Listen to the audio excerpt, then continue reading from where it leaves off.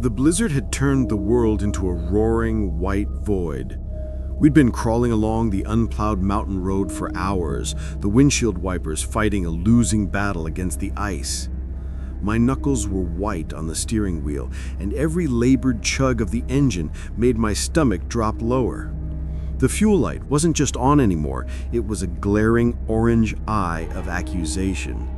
Chloe had been silent for the last 20 minutes, her face pale as she stared out at the impenetrable wall of snow, both of us knowing we were genuinely, terrifyingly stranded. That's when the headlights, weak and half obscured by ice, caught it. A sign so makeshift it seemed to have grown from the storm itself. A warped slab of wood nailed to a splintered post with the words "Gas and Lodge" hand-painted in a frantic rust-colored red. An arrow pointed down a narrow track that was already vanishing under fresh snow. It looked less like a promise of salvation and more like a warning. "Jake, I don't like this," Chloe whispered, her voice tight. But the truck gave a violent shudder and a choice was made for us. I turned, the tires sinking into the deep powder, the dark trees swallowing us whole. The place was a relic. A single-story shack of warped wood and a rusted metal roof, hunched against the storm. A single bare bulb under a tin awning cast a sickly yellow glow on two antique-looking gas pumps, their hoses frozen solid and encased in ice. The sign above the door, Lodge, was missing the L, leaving just Odge in faded letters. No other cars, no tracks in the snow except ours. The whole place was dark, save for that one buzzing bulb. It was the most desolate, unwelcoming sight I'd ever seen, but it was the only sight there was. My heart was pounding a frantic rhythm against my ribs. The bell above the door gave a dull, dying clang as we stepped into the stifling, dusty heat of the main room. It was part store, part lobby, cluttered with empty shelves and the smell of old wood smoke. Behind a high counter, a man stood perfectly still. He was older, with skin like paper and deep-set eyes that held no reflection. He didn't look surprised. He didn't even look curious. He just stared, and a slow, thin smile stretched across his face. "There you are," he said. His voice, a dry rasp. "Was starting to worry you wouldn't make it, Jake. Chloe." The sound of our names in his mouth felt like a violation. We had never, ever told him our names. The air left my lungs. I felt Chloe's fingers dig into my arm. How do you know our names?" I managed to stammer. The man just kept that skeletal smile, his eyes flicking between us like we were specimens. He gestured with a thin, bony hand toward a coffee machine in the corner. "The storm always brings guests. You'll need to wait it out. The roads are gone now." His certainty was more frightening than the blizzard outside. My eyes scanned the dim room.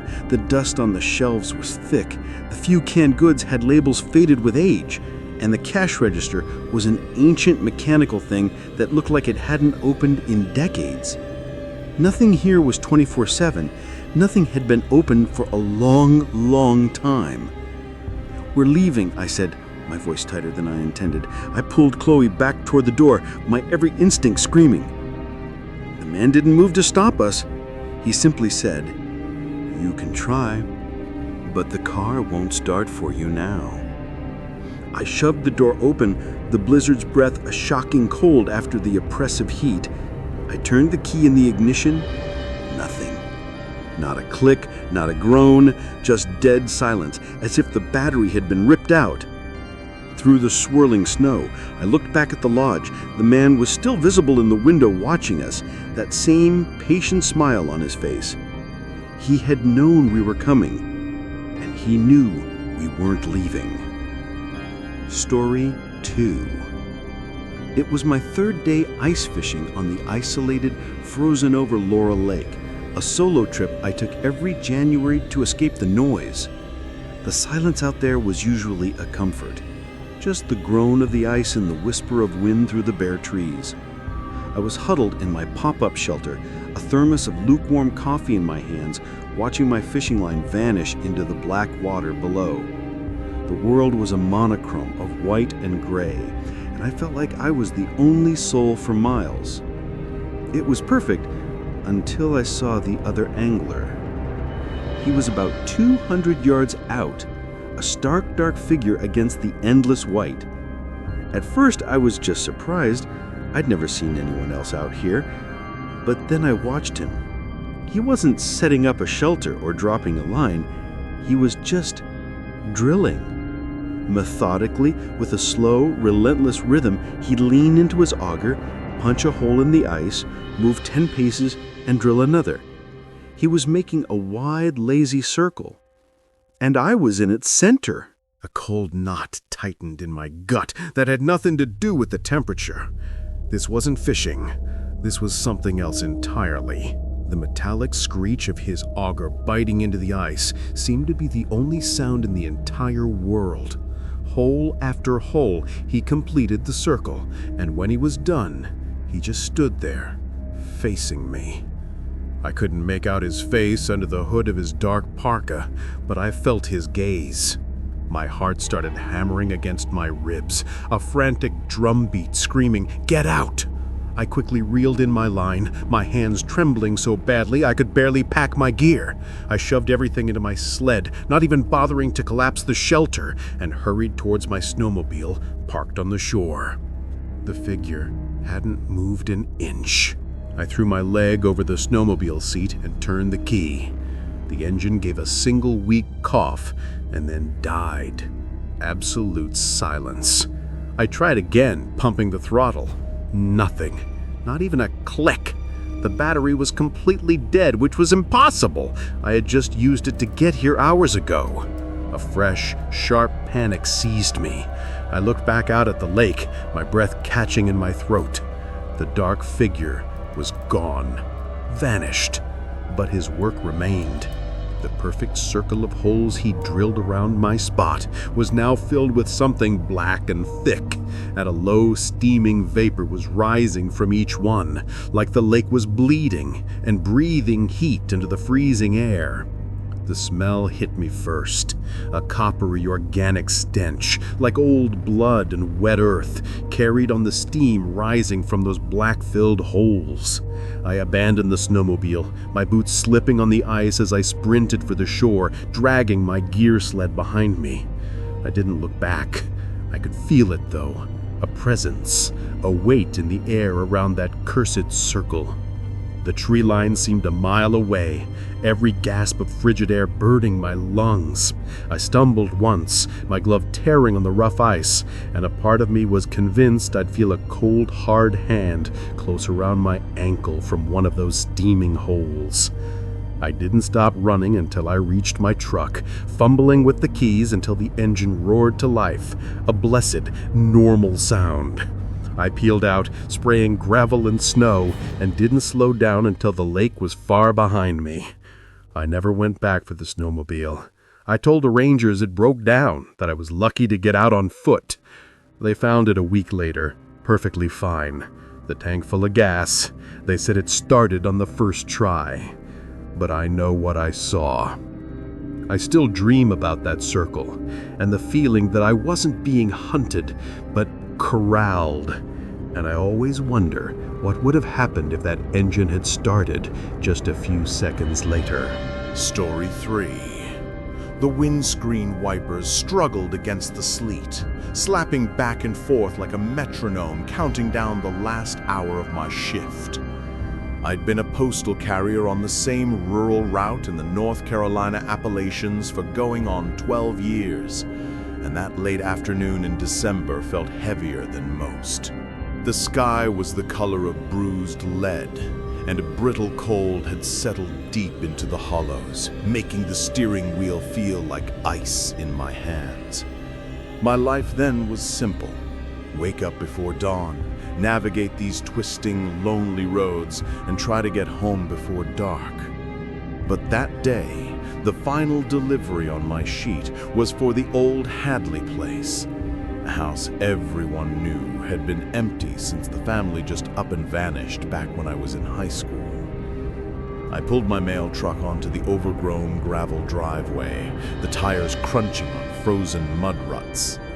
The two-story farmhouse stood silhouetted against the gray sky, its windows boarded up and paint peeling away in long, sad curls.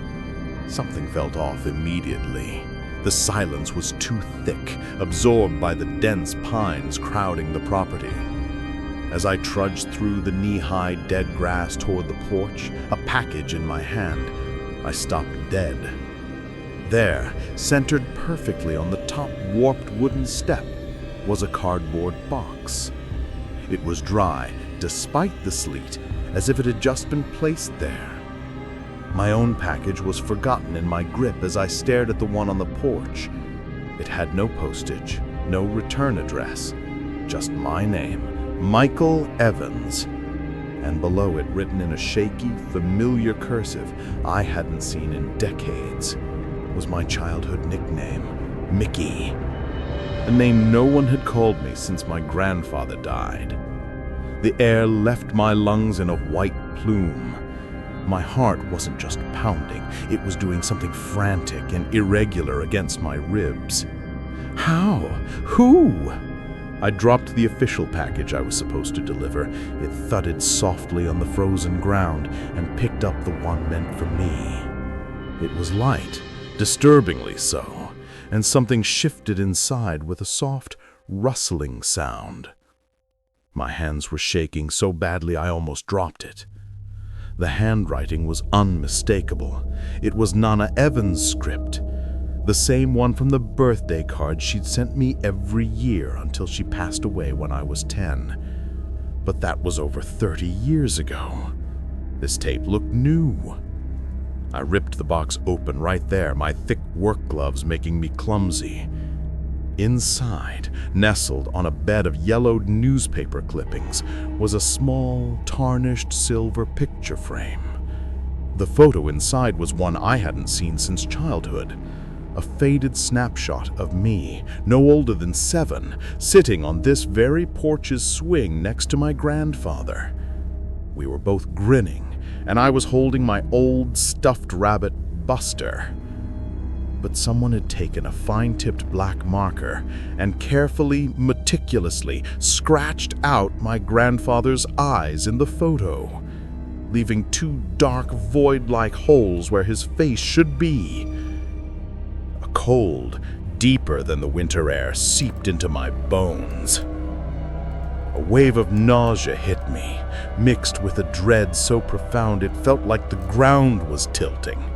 I stumbled back from the porch, the framed photo clutched in my hand, my eyes darting to the boarded-up windows.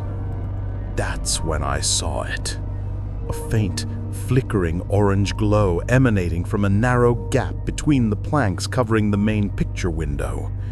It was the soft, dancing light of a fireplace. And then I heard it, a sound that made the hair on my neck stand straight up. The faint, high-pitched squeak of the porch swing's chains from the far end of the veranda. I whipped my head around. The swing, which had been still and coated in a layer of frost when I arrived, was now moving gently back and forth, as if someone had just gotten up from it. I didn't even think. I just ran. I sprinted to my truck, threw the photo frame onto the passenger seat and peeled out, gravel pinging against the undercarriage. I drove straight to the sheriff's office, my story tumbling out in a chaotic, breathless jumble.